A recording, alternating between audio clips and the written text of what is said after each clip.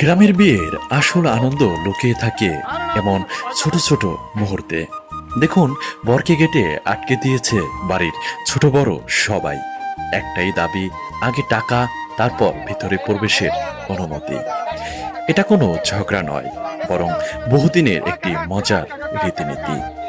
বরপক্ষ আর কনে পক্ষের হাসি ঠাট্টা, দর কষাকষি আর মিষ্টি খুনসুটিতে জমে ওঠে পুরো পরিবেশ।